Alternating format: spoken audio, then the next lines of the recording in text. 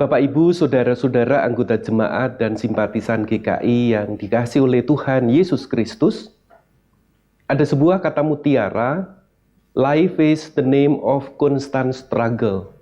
Without struggle, there is no life.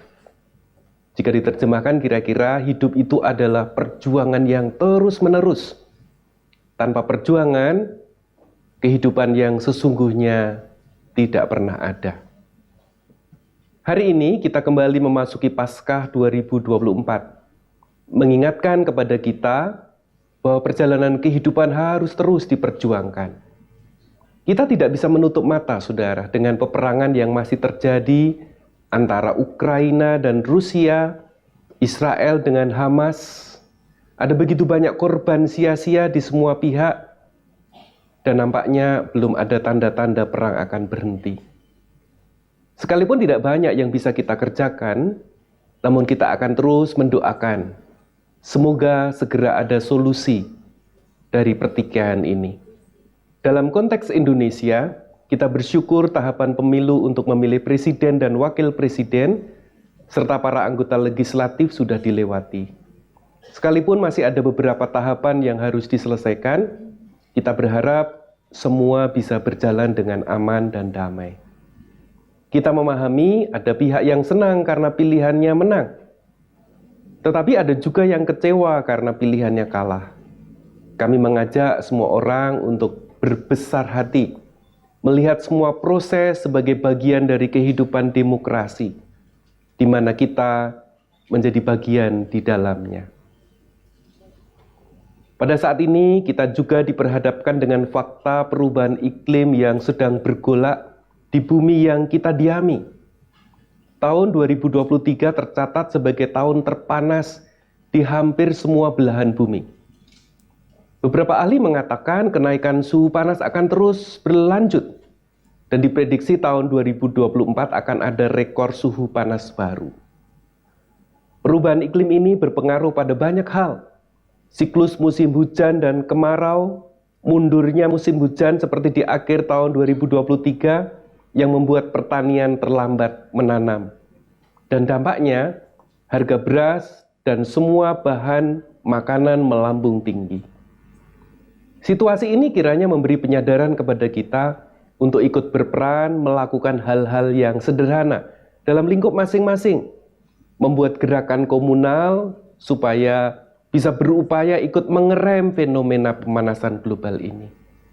Sekalipun mungkin apa yang kita kerjakan sangat kecil, namun hal yang kecil itu jika Tuhan ikut menolong akan menjadi sebuah gerakan yang besar.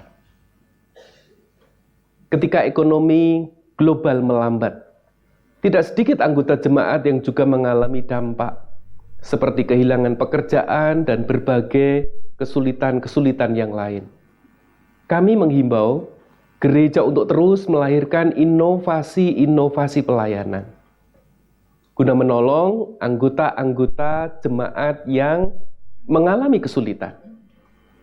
Kita belajar dari situasi pandemi COVID-19 yang menghadirkan pelayanan-pelayanan yang kreatif, sehingga kami berharap keadaan dan kesulitan yang kita alami saat ini juga mendorong jemaat-jemaat mengembangkan pelayanan gereja yang menjangkau dan memenangkan banyak orang. Bapak, Ibu, saudara-saudara anggota jemaat dan simpatisan GKI yang dikasihi oleh Tuhan Yesus Kristus, tahun 2024, Persekutuan Gereja-Gereja di Indonesia atau PGI akan mengadakan sidang MPL dan sidang raya PGI bulan November 2024 di Toraja, Sulawesi Selatan. Gereja Toraja akan menjadi tuan dan nyonya rumah. GKI sebagai bagian dan anggota PGI diharapkan juga turut ambil bagian di dalamnya. Kami mengajak seluruh anggota jemaat untuk mendoakan pelayanan PGI agar semakin berkembang. Kehadirannya terus menjadi pengikat dan pemersatu, sekaligus menjadi lokomotif pelayanan gereja-gereja di Indonesia. Merujuk pada pesan Paskah PGI 2024, hidup sebagai alat kebenarannya Biarlah setiap gereja-gereja di Indonesia dan seluruh anggotanya benar-benar dipakai Tuhan untuk menjadi alat pelayanannya. Akhirnya, melalui pesan singkat ini, atas nama Badan Pekerja Majelis Sinode GKI, kami mengucapkan Selamat Paskah 2024 untuk seluruh anggota jemaat dan simpatisan GKI. Tuhan terus menolong, memperlengkapi, dan memberkati pelayanan kita semua. Sekaligus kiranya Tuhan memandu hidup kita agar terus menjadi berkat bagi sesama dan kehidupan. Amin.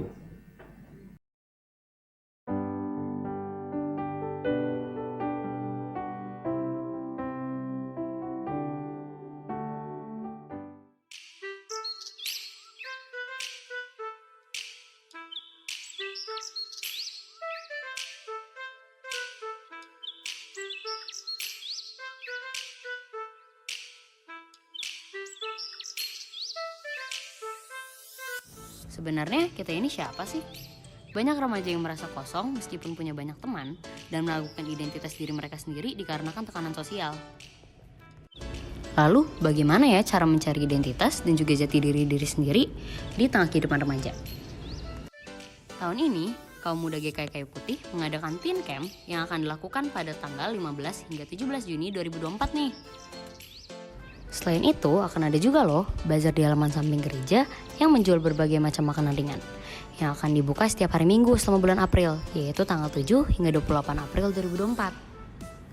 Tidak hanya bazar, tetapi akan ada juga loh buat merch yang dimulai di bulan Mei setiap hari Minggunya, yaitu tanggal 5 hingga 26 Mei 2024. Pendaftaran untuk Teen Camp akan dibuka dari tanggal 7 April hingga 26 Mei 2024. Mengenai informasi lebih lanjut, bisa menghubungi kontak person berikut ini.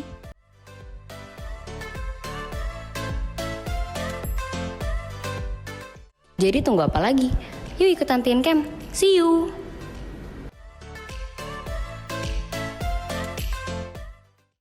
Tema Paskah kelas kecil dan kelas pratama, Jesus is Alive, mempersembahkan drama musikal Bahtera Nun. Sepasang burung, sepasang ikan, ayo sepasang binatang lainnya, masuklah ke dalam kapal besar ini. Tolong Bapak Nuh, Bapak Nuh, tolong. Kami yang taat dan percaya, Tuhan selamatkan. Ia tidak ada di sini, sebab ia telah bangkit. Yeay! Paskah kali ini ada yang berbeda loh adik-adik. Kita akan mengadakan Paskah gabungan kelas kecil dan kelas pratama. Mari kita saksikan drama musikal Bahtera Nun, bukti kuasa Tuhan yang tanpa batas untuk keselamatan bagi orang yang taat dan percaya hanya kepadanya. Kapan ya diadakannya ya? Hari Sabtu, tanggal 6 April 2024, jam 4 sore. Ingat-ingat ya, jam 4 sore di Sekolah Penabur Internasional Kelapa Gading. Kehadiran adik-adik pastinya menambah sukacita bagi kita semua. Yuk, yuk, yuk, yuk, yuk.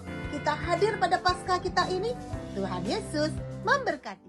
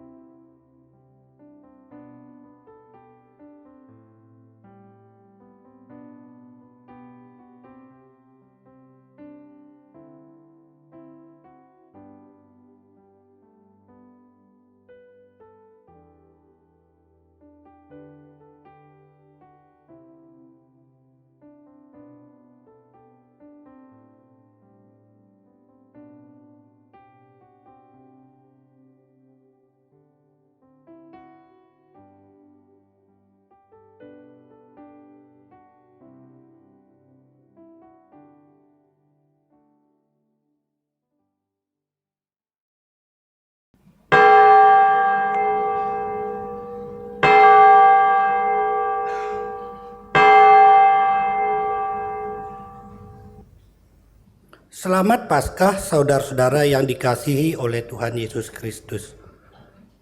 Dengan penuh sukacita kita merayakan kebangkitan Tuhan Yesus yang telah berkorban demi penebusan dosa-dosa kita. Pada kebaktian Minggu Paskah hari ini, Majelis Jemaat mengundang umat dan simpatisan untuk mengikuti sakramen perjamuan kudus yang hanya diberikan kepada umat atau simpatisan yang telah mengaku percaya atau sidi. Ada beberapa pokok wartalisan lainnya. Amplop Aksi Penyangkalan Diri atau APD Paskah 2024. Pada hari Paskah, hari ini amplop APD akan diserahkan umat kepada gereja.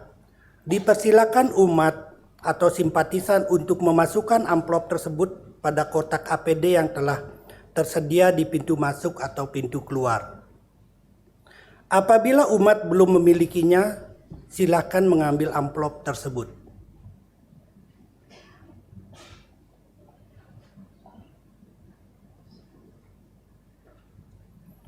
Himbauan Panitia Paskah. Untuk menciptakan suasana Paskah yang aman, damai dan penuh sukacita, Panitia Paskah memberitahukan bahwa pada kebaktian Minggu Paskah dilakukan pemeriksaan metal detektor dan pemeriksaan tas. Hal ini dilakukan saat jemaat memasuki pintu gerbang. Hal lainnya yang perlu diperhatikan dapat dibaca di e-warta Jemaat GKI Kayu Putih. Apabila umat memerlukan bantuan pelayanan dapat menghubungi sekretariat gereja selama jam kerja.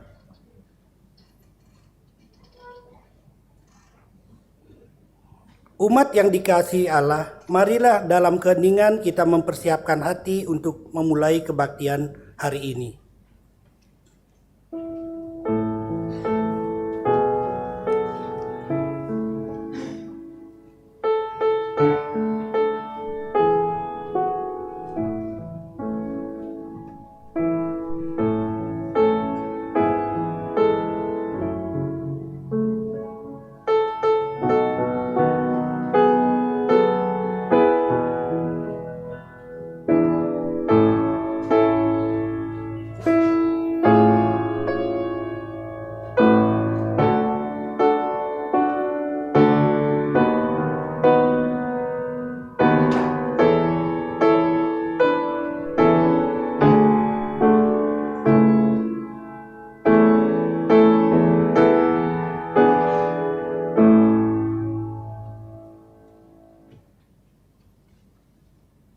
Umat yang terkasih, Kristus telah bangkit di hari Paskah ini.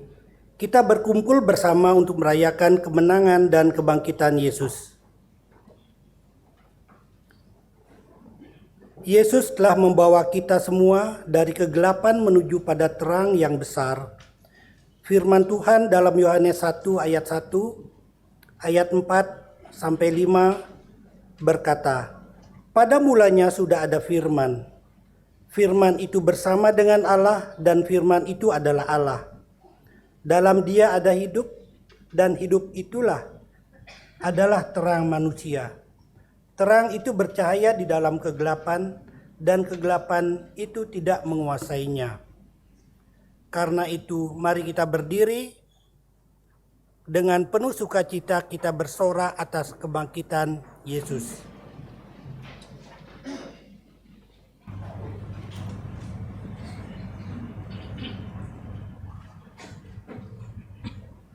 Haleluya,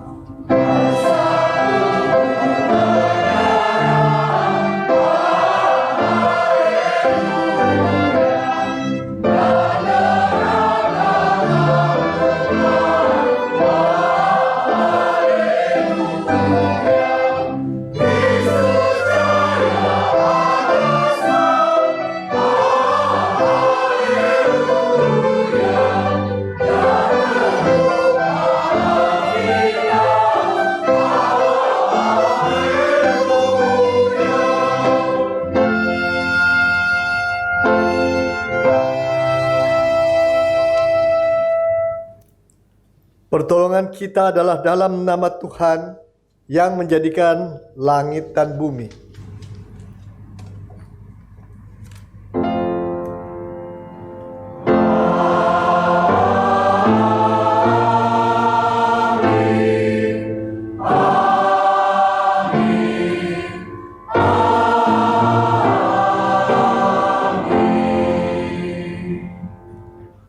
Tuhan beserta saudara. Dan beserta saudara juga.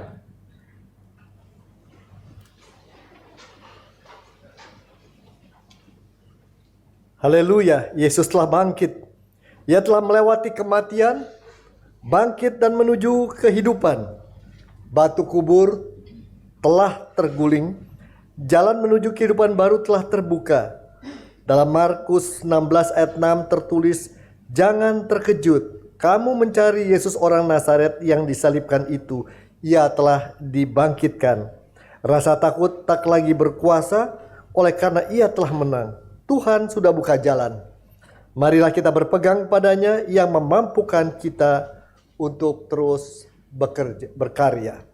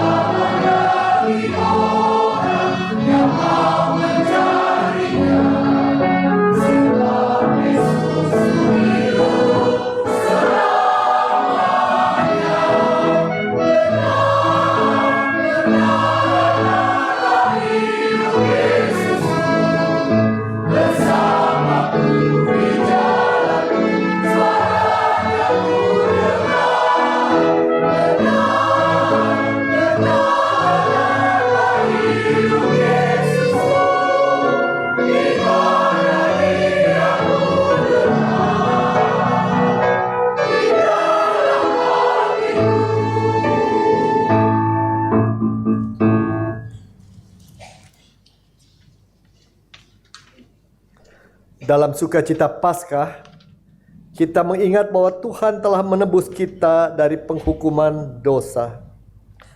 Namun apakah kita betul-betul mensyukuri kebangkitan Kristus? Apakah kita telah sungguh-sungguh percaya dan senantiasa berupaya untuk melakukan kehendak Tuhan? Mari kita berdoa. Bapa, baru kami menyanyikan betapa kami mencoba mendengar suara Tuhan di dalam hati kami. Bagaimana kami bisa merasakan kehadiran-Mu dalam perjalanan kami. Tapi seringkali justru ketika kami harus membuat pilihan, kami bukan memilih apa yang Tuhan kehendaki, bahkan kami tidak mencari kehendak-Mu. Seringkali di dalam perjalanan hidup kami, segala hal yang indah yang kami pahami, yang kami yakini, ajaran-ajaran yang benar yang kami dalami, tidak membekas ketika kami mendapat godaan, kemungkinan melakukan jalan simpang. Karena itu dalam kata-kata kami bisa menyakiti orang lain, bahkan orang yang dekat. Dengan tindakan kami merusak hubungan, bahkan diri kami sendiri. Di keluarga, di pekerjaan, bahkan di masyarakat. Sehingga kami tidak menjadi inspirasi untuk membuat orang datang kepada Tuhan dan mengenal kuasa kasih-Mu, kuasa kebangkitan-Mu yang begitu besar. Kami tidak layak disebut anak-anak Tuhan sebenarnya, tapi kami tahu anugerah Tuhan begitu besar. Kasihani kami, dan sekali lagi, terutama di Paskah ini, biarlah kami belajar untuk punya bekal menjadi anak-anak Tuhan yang sungguh-sungguh melakukan apa yang Tuhan kehendaki. Dalam nama Kristus kami berdoa. Amin.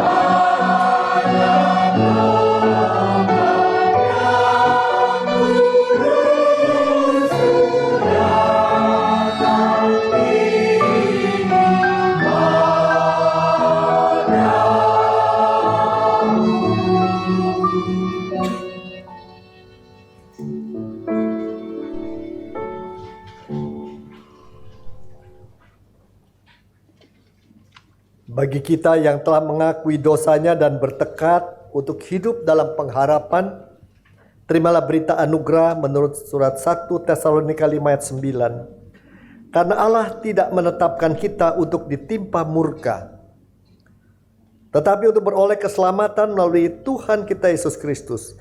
Di dalam Kristus engkau telah diampuni.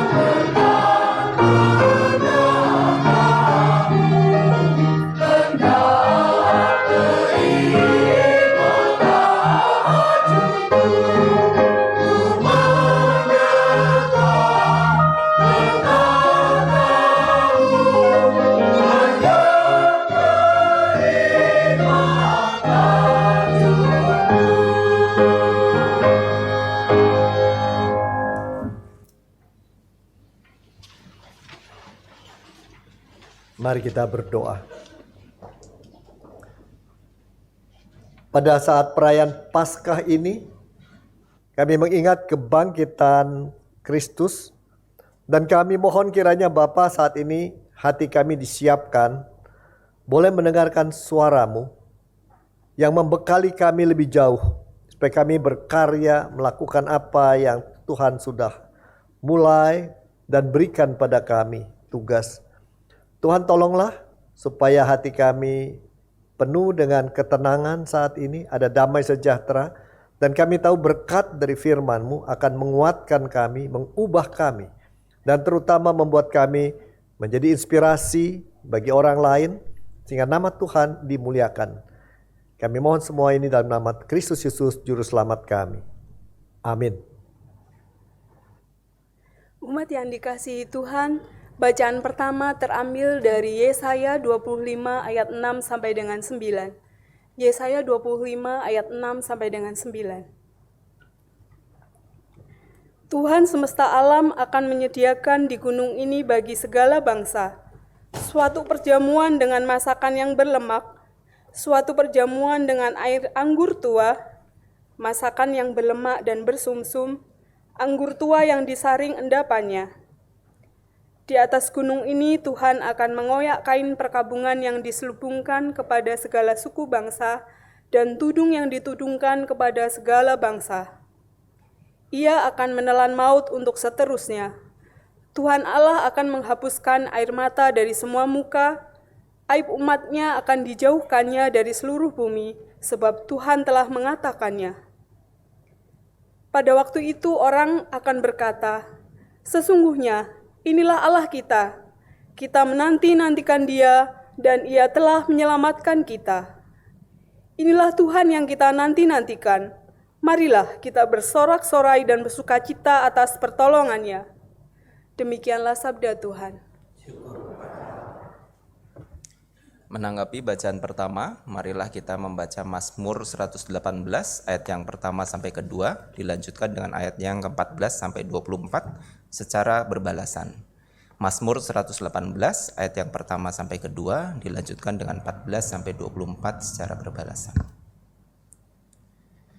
Bersyukurlah kepada Tuhan sebab Ia baik. Sesungguhnya Engkau lama-lamanya kasih setianya. Biarlah Israel berkata, Tuhan itu kekuatanku dan mazmurku. Suara sorak-sorai dan kemenangan terdengar. Tangan kanan Tuhan bertindak dengan perkasa.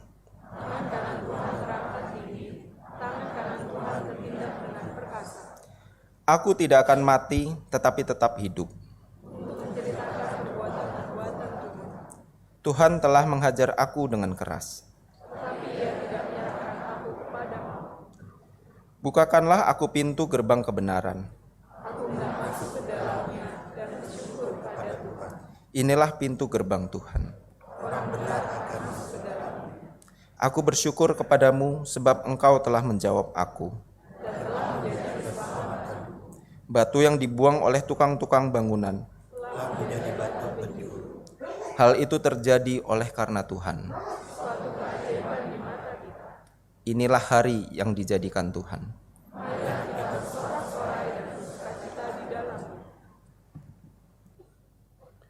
Bacaan kedua diambil dari Kisah Para Rasul 10 ayat 34 sampai dengan 43. Kisah Para Rasul 10 ayat 34 sampai dengan 43. Lalu mulailah Petrus berbicara, sesungguhnya aku telah mengerti bahwa Allah tidak membedakan orang. Setiap orang dari bangsa manapun yang takut akan Dia dan yang mengamalkan kebenaran berkenan kepadanya. Itulah firman yang Ia sampaikan kepada orang-orang Israel ketika Ia memberitakan damai sejahtera melalui Yesus Kristus yang adalah Tuhan dari semua orang. Kamu tahu tentang apa yang terjadi di seluruh tanah orang Yahudi, mulai dari Galilea, sesudah baptisan yang diberitakan oleh Yohanes, yaitu tentang Yesus dari Nazaret, bagaimana Allah mengurapi dia dengan Roh Kudus dan kuasa. Dia yang berjalan berkeliling sambil berbuat baik dan menyembuhkan semua orang yang dikuasai iblis, sebab Allah menyertai dia. Kamilah saksi-saksi dari segala sesuatu yang diperbuatnya di negeri orang Yahudi maupun di Yerusalem, dan mereka telah membunuh dia dengan menggantung dia pada kayu salib. Allah telah membangkitkan dia pada hari yang ketiga dan memperkenankan dia menampakkan diri, bukan kepada seluruh bangsa itu, tetapi kepada saksi-saksi yang sebelumnya telah ditunjuk oleh Allah, yaitu kepada kami yang telah makan dan minum bersama-sama dengan dia setelah ia bangkit dari antara orang mati. Dan ia telah menugaskan kami memberitakan kepada seluruh bangsa itu dan bersaksi bahwa dialah yang ditentukan Allah menjadi hakim atas orang-orang hidup dan orang-orang mati. Tentang dialah semua nabi bersaksi bahwa barang siapa saja yang percaya kepadanya akan mendapat pengampunan dosa melalui namanya. Demikianlah sabda Tuhan. Bacaan Injil diambil dari Markus 16 ayat 1 sampai ayat yang ke-8. Setelah lewat hari Sabat, Maria Magdalena dan Maria ibu Yakobus serta Salome membeli lempah-lempah untuk pergi meminyaki Yesus. Pada hari pertama minggu itu, pagi-pagi benar setelah matahari terbit, pergilah mereka ke kubur. Mereka berkata seorang kepada yang lain, "Siapa yang akan menggulingkan batu itu bagi kita dari pintu kubur?" Namun ketika mereka melayang pandang, tampaklah batu itu sudah terguling. Batu itu memang sangat besar. Mereka masuk ke dalam kubur dan melihat seorang muda yang memakai jubah putih duduk sebelah kanan. Mereka pun sangat terkejut. Tetapi orang muda itu berkata kepada mereka, "Jangan terkejut. Kamu mencari Yesus orang Nazaret yang disalibkan itu. Ia telah dibangkitkan. Ia tidak ada di sini. Lihat, inilah tempat mereka membaringkan dia. Sekarang pergilah, katakanlah kepada murid-muridnya dan kepada Petrus, ia mendahului kami ke Galilea. Di sana kamu akan melihat dia seperti yang sudah dikatakannya kepada kamu." Ya. Lalu mereka keluar dan lari meninggalkan kubur itu sebab kegentaran dan kedahsyatan menguasai mereka. Mereka tidak mengatakan apa-apa kepada siapapun juga karena takut. Dengan singkat mereka sampaikan semua pesan itu kepada Petrus dan teman-temannya. Sesudah itu Yesus sendiri dengan perantaraan murid-muridnya memberitakan dari timur ke barat berita yang kudus dan tak terbinasakan tentang keselamatan yang kekal itu. Demikianlah Injil Yesus Kristus. Berbahagialah mereka yang mendengarkan firman Allah dan memeliharanya.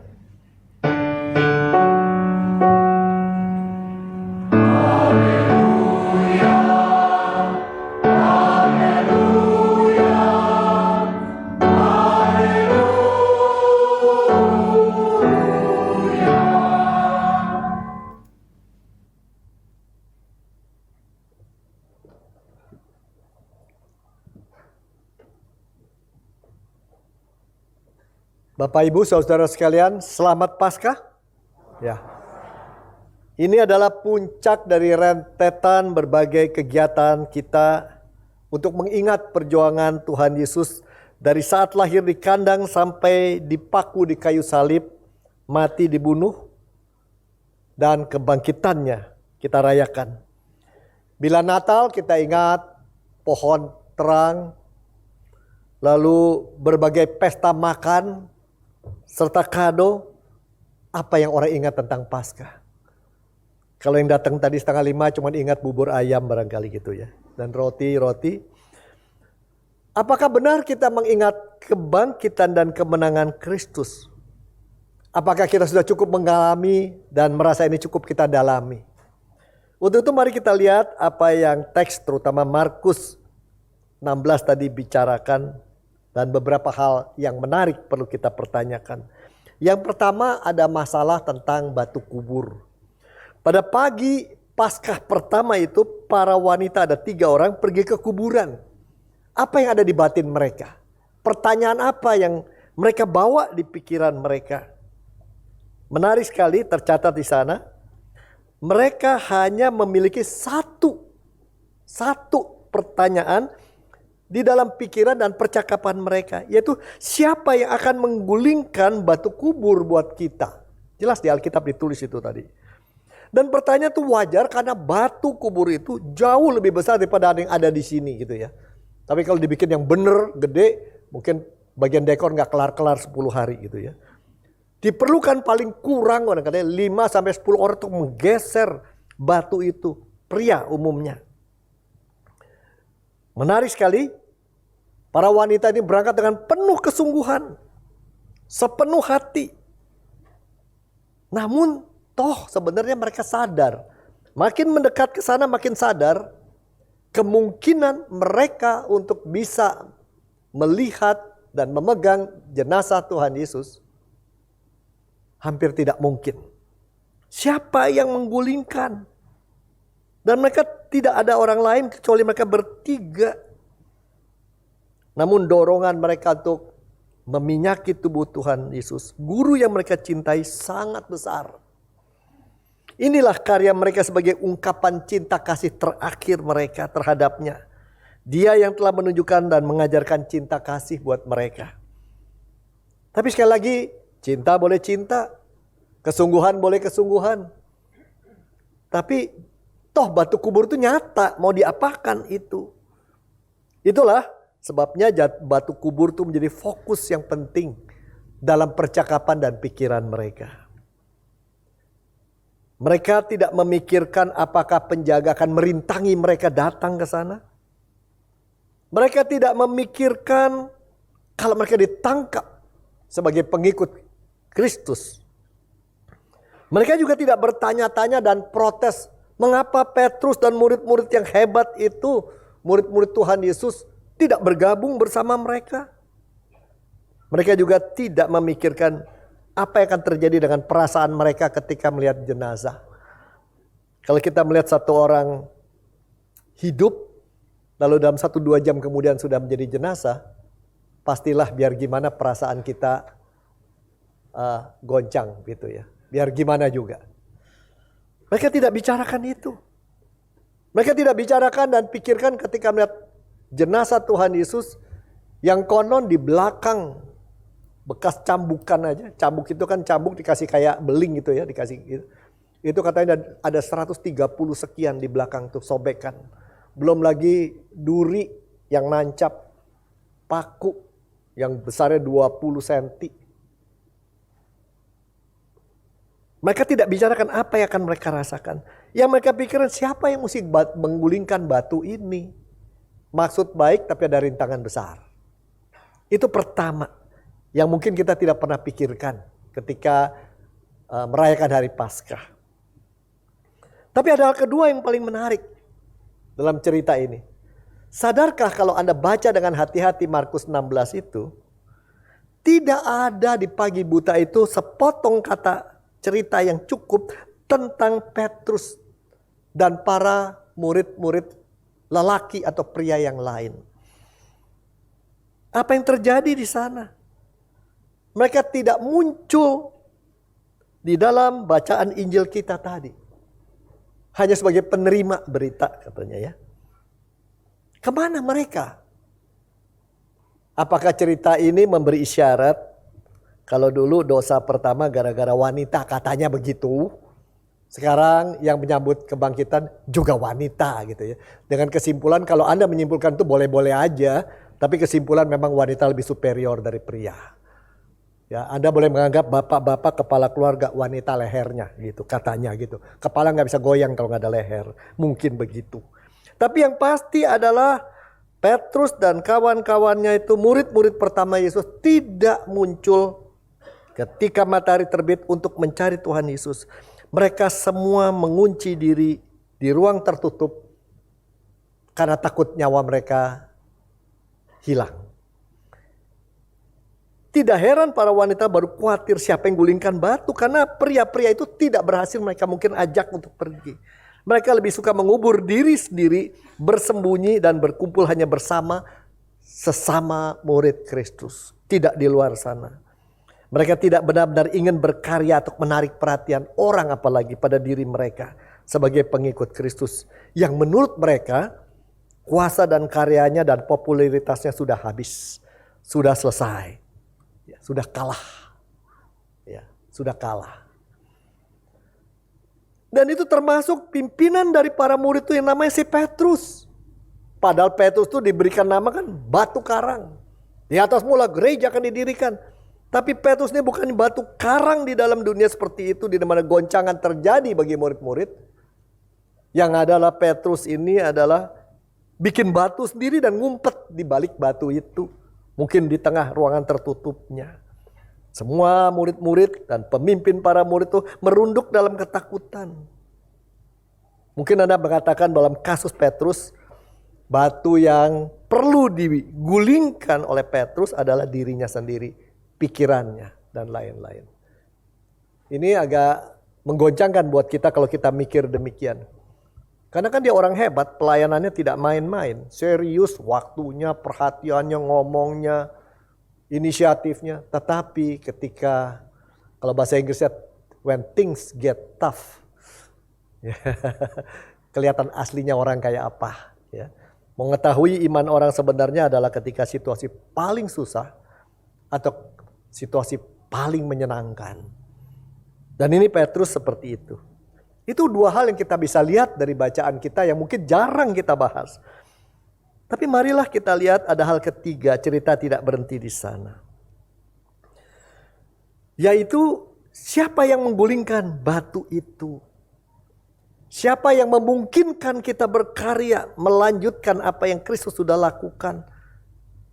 Siapa yang memungkinkan kita terus melangkah di jalan yang Tuhan sudah bukakan buat kita? Jelas memang Anda dan saya sering mencipta batu kuburan dan menghalangi diri kita sendiri.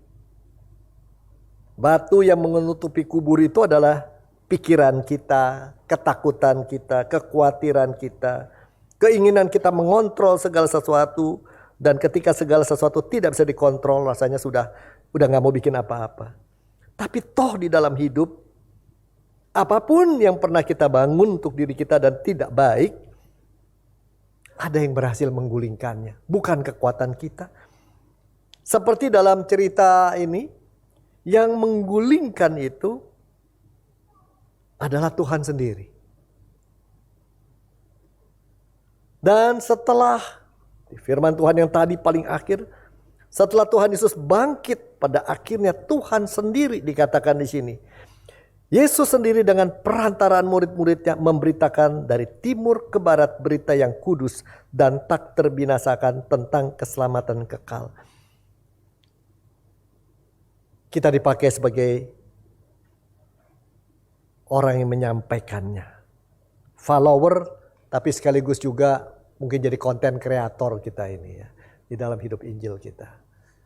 Ya, saya nggak tahu Anda punya follower berapa.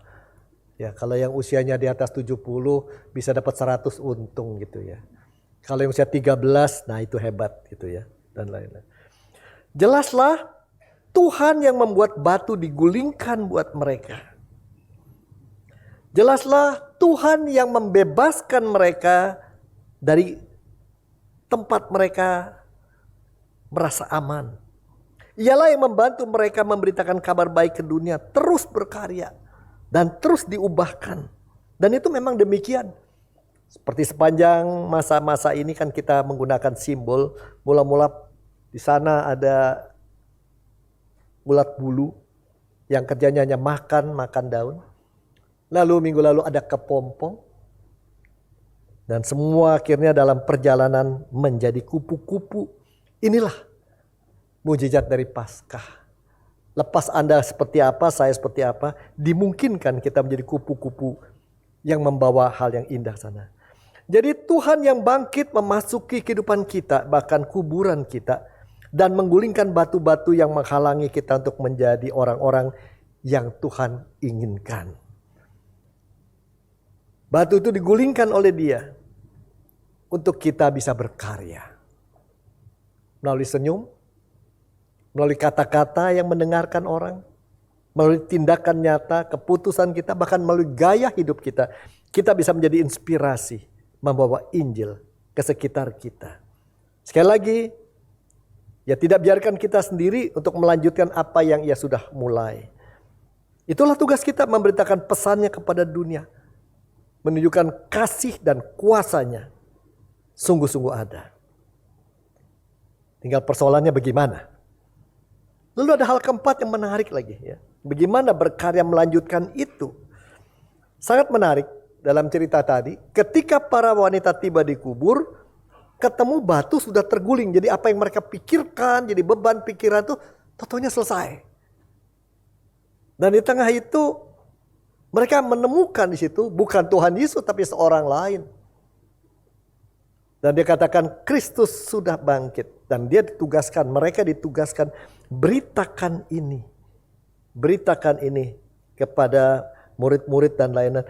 Tapi yang sangat menarik, bukannya mereka merasa gembira, bukan apa yang tercatat kata itu takut, takut, dan takut. Di catatan mereka melarikan diri dari kubur dan tidak memberitahukan siapapun juga karena mereka takut. Itulah bagaimana dalam Injil Markus kisah Paskah berakhir kira-kira. Seakan-akan para wanita itu cuma jadi kepompong saja yang diam, tidak menghasilkan apa-apa. Kenapa? Karena takut. Kenapa? Karena goncang. Kenapa? Karena mungkin bingung. Kenapa mereka takut? Mungkin karena takut diejek oleh orang lain. Yang kamu sampaikan ilusi atau fantasi atau halusinasi gitu ya. Apakah mereka takut karena dengan demikian mereka akan dipertanyakan sesuatu yang mereka tidak bisa jawab?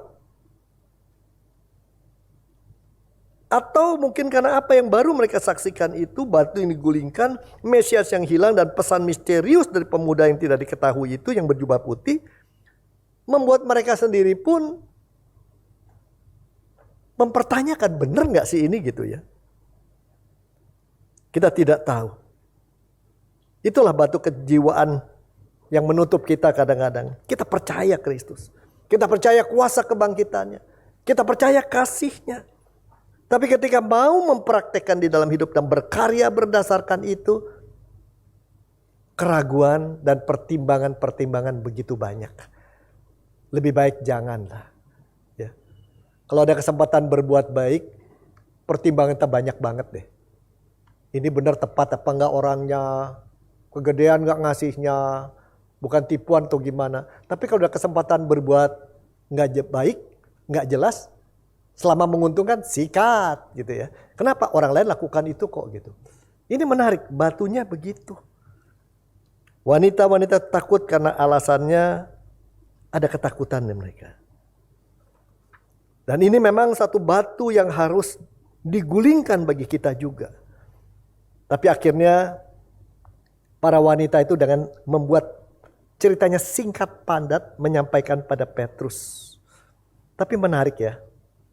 Kalau Anda lihat terjemahan yang baru dari Alkitab, itu dikasih tanda kurung. Coba lihat di Alkitab, ada tanda kurung ya. Jadi sebenarnya ada yang mengatakan cerita itu hanya berakhir, mereka tidak mengatakan apa-apa kepada siapapun karena takut. Tapi entah kenapa ada tambahan catatan-catatan. Kecuali pada Petrus sama teman-temannya, mereka menyampaikan juga. Dan ternyata dampaknya besar ya, Petrus jadi mau datang. Nah kesimpulannya apa? Bapak-bapak, ibu, saudara sekalian dalam Paskah kita. Bagi kita sebagai orang Kristen, makna Paskah ini terlalu kaya sebenarnya untuk dapat dijelaskan dengan satu penjelasan pendek. Maknanya lebih dalam dari satu saja. Jelas Paskah berarti Kristus telah bangkit, berarti kematian telah dikalahkan. Kematian bukan akhir segala-galanya bagi kita. Kematian bukanlah jalan buntu dan habis di sana, tidak. Jelaslah cinta kasih Tuhan, anugerah yang Dia mau berikan, mengalahkan kematian, dan kematian tidak bisa mengakhiri upayanya itu. Pilatus, orang-orang Yahudi, pikir dengan kematian, maka terpisahlah pengaruh Tuhan Yesus dengan dunianya saat itu yang terus melebar. Dengan kematian terpisahlah pengaruh Tuhan Yesus pada murid-muridnya. Ternyata tidak demikian. Kematian tidak mengakhiri kehidupan seorang yang berjalan dengan Tuhan.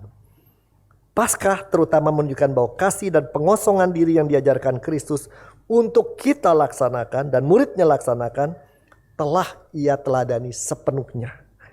Inilah karya agung untuk menebus dosa. Paskah berarti Anda dan saya yang merupakan manusia yang percaya kepadanya mendapatkan hidup yang baru. Jadi kalau dulu setelah manusia diciptakan, mereka bisa memilih hidup dalam semua kehendak Tuhan, tahu batasnya, semua boleh dimakan kecuali itu. Mereka tahu mereka adalah bukan penguasa, tapi mereka adalah pelayan. Not the master but the stewards bahasa Inggrisnya. Mereka bisa memilih itu. Tetapi Adam dan Hawa salah pilih. Akibatnya setelah itu keturunan mereka, kita semua yang belum diselamatkan, tidak bisa tidak pasti memilih akan berdosa selalu kalau ada kesempatan. Tetapi siapa yang percaya Kristus dengan kebangkitannya, walaupun dosa masih berkuasa, kita bisa memilih untuk tidak mengambil langkah itu. Bahkan berkarya menunjukkan cinta kasih Kristus dan kuasanya. Inilah yang menarik.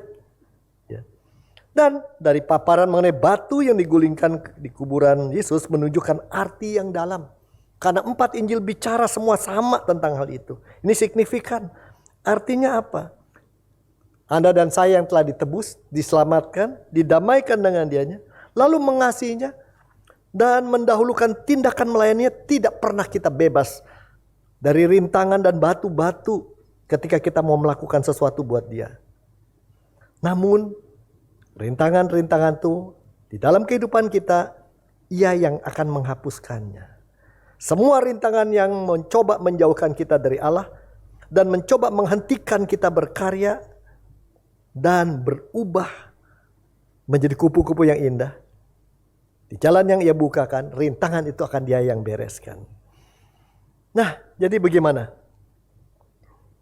Pagi hari ini dalam semangat Paskah dengan kebangkitan yang begitu indah, biarlah kita ingat pertama, setiap batu yang mengunci dan memperangkap kita dapat digulingkan. Apapun yang jadi beban Anda, yang menghalangi Anda untuk mencapai kehidupan yang Tuhan inginkan, tidak ada batu seperti itu yang terlalu besar bagi Tuhan. Tidak ada rintangan yang tidak dapat dihapus oleh Allah.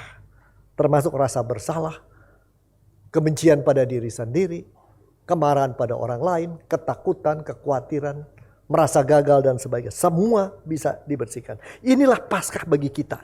Kemenangan akan ikatan dosa dan kebinasaan. Kemenangan atas ketakutan.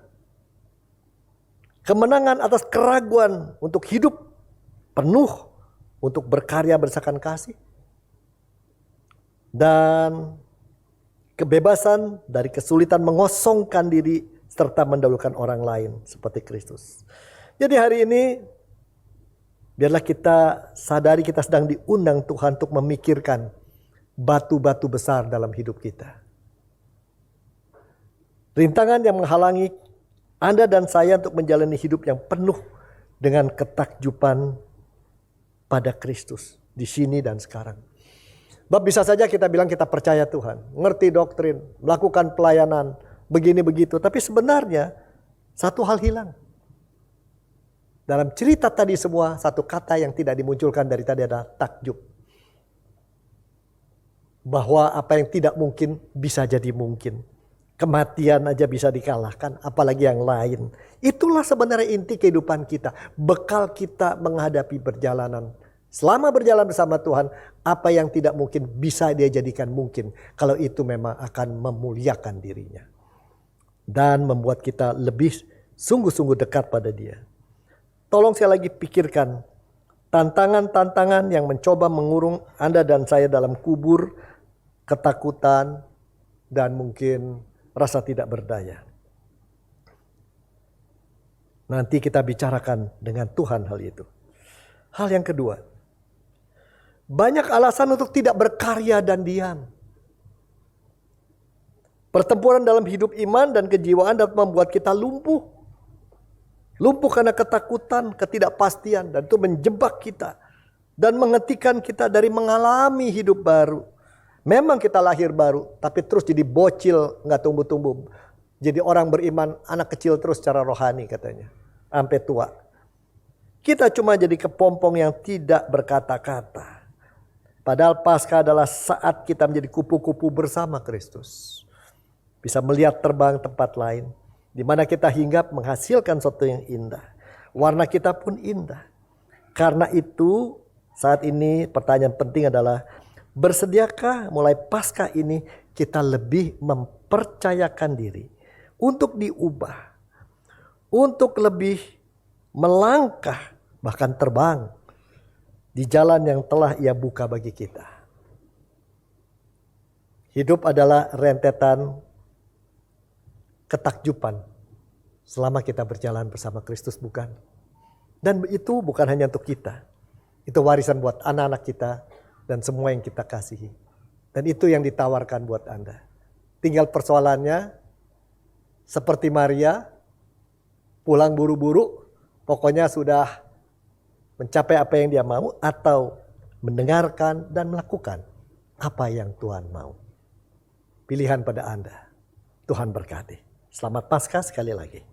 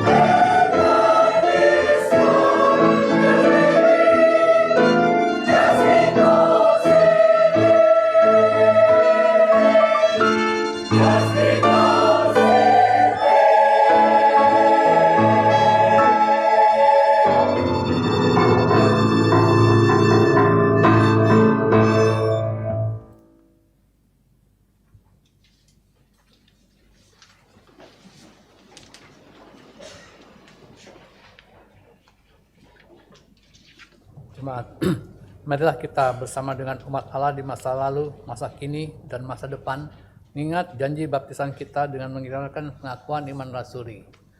Aku percaya kepada Allah, Bapa yang Maha Kuasa, Hari langit dan bumi, dan kepada Yesus Kristus, anaknya yang tunggal Tuhan kita, yang dikandung daripada Roh Kudus, lahir dari anak darah Maria, yang menderita sengsara di bawah pemerintahan Pontius Pilatus, disalibkan, mati dan dikuburkan, turun dalam kerajaan maut. Pada hari yang ketiga, bangkit pula dari antara orang mati, naik ke surga, duduk di sebelah kanan Allah, Bapa yang Maha Kuasa, dan dari sana Ia akan datang untuk menghakimi orang yang hidup dan yang mati. Aku percaya pada Roh Kudus, Gereja yang kudus dan am, persekutuan orang kudus, ampunan dosa, kebangkitan orang mati, dan hidup yang kekal. Amin. Mari silakan duduk.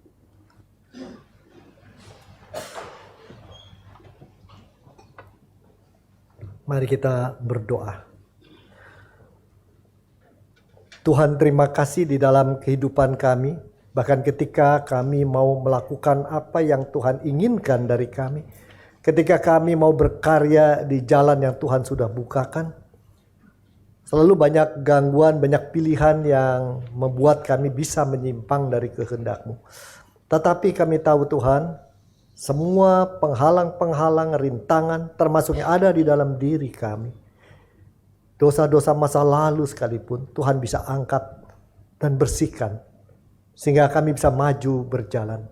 Tapi pada saat ini kami mau berdoa bagi keluarga-keluarga yang masih dalam berbagai pergumulan. Entah pergumulan itu terjadi karena persoalan nafkah, keuangan. Tuhan tolonglah di tengah perubahan dunia yang ada sekarang. Ketika kami harus memilih, sering kami terjerat dalam pilihan yang keliru dan membawa pergumulan yang berat. Atau ketika kami bergumul karena rasa takut yang besar, rasa tidak pasti, rasa tidak berharga. Biarlah kami ingat, Engkau telah mati dan bangkit bagi kami. Dan kami mau berdoa bagi orang-orang dalam keadaan sakit dan kedukaan. Ya Tuhan, sakit penyakit seringkali membuat kami menyadari kefanaan kami. Kami sendiri tidak mengenal tubuh kami dengan cukup. Bahkan seringkali tidak memelihara dengan makan dan istirahat, serta gaya hidup yang benar. Karena itu ketika sakit tiba, seringkali kami merasa putus asa. Apalagi dengan biaya yang besar.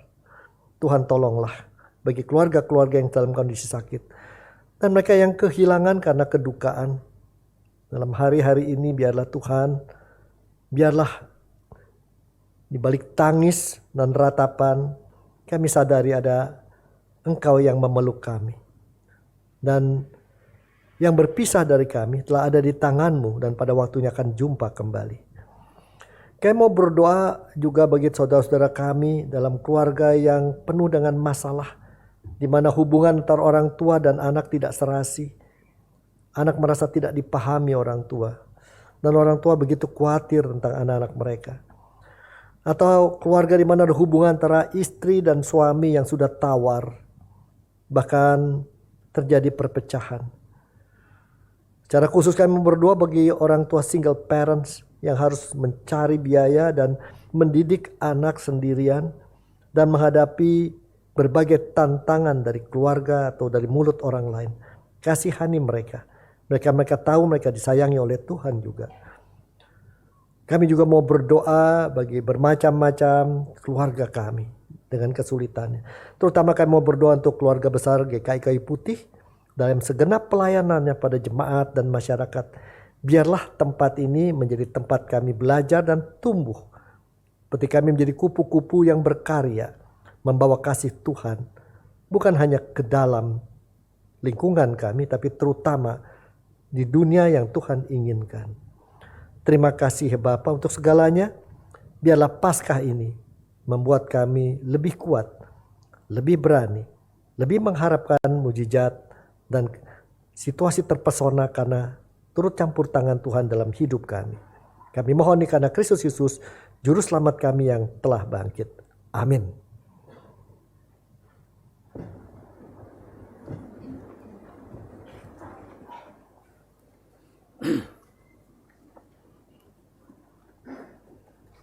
Jemaat, Di hari saat kita merayakan kebangkitan Yesus, marilah kita membawa persembahan sebagai ungkapan syukur atas karya penebusannya.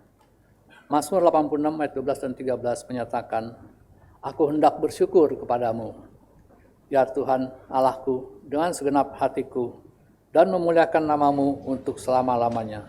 Sebab besarlah kasih setiamu kepadaku, dan engkau telah melepaskan nyawaku dari lubuk dunia orang mati.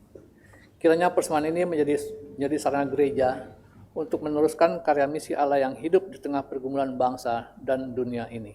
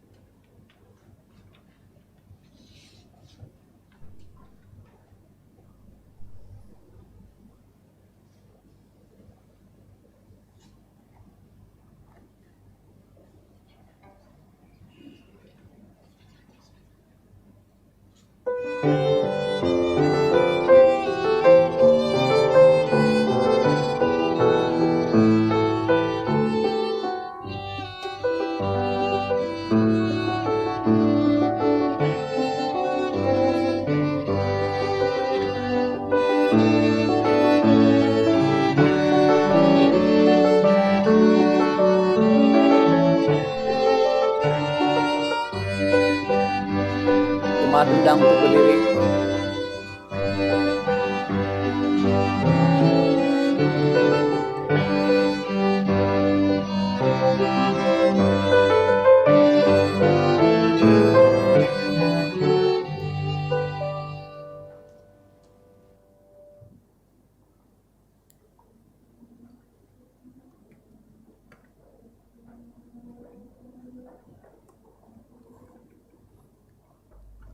Mari kita bersatu dalam doa. Bapa yang penuh kasih, kami datang kepadamu, nyatakan syukur atas kasih-Mu yang membuka jalan kami bagi kehidupan. Terimalah persembahan kami saat ini. Kiranya persembahan ini dapat dipakai untuk terus menyatakan karya kasih-Mu bagi sesama dan semua di sekitar kami. Inilah doa kami. Dalam nama-Mu kami bersyukur. Amin.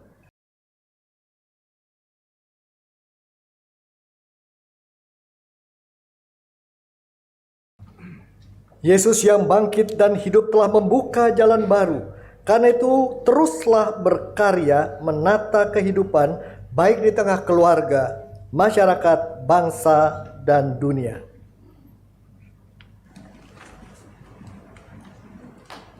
Bersatu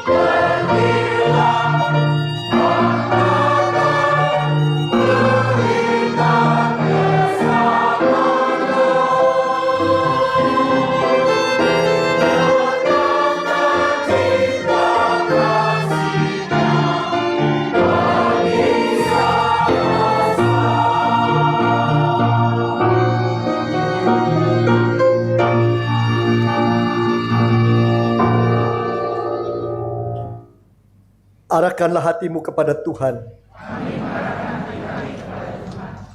Jadilah saksi Kristus. Terpujilah Tuhan.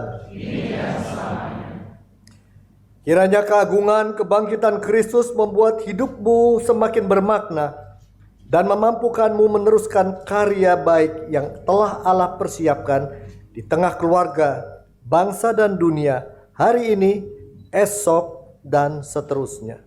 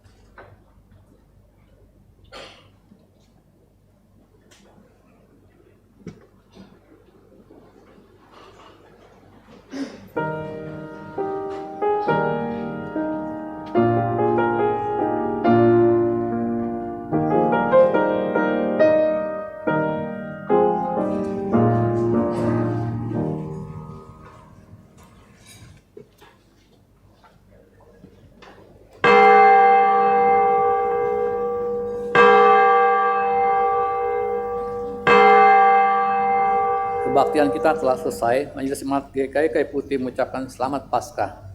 Tuhan Yesus memberkati.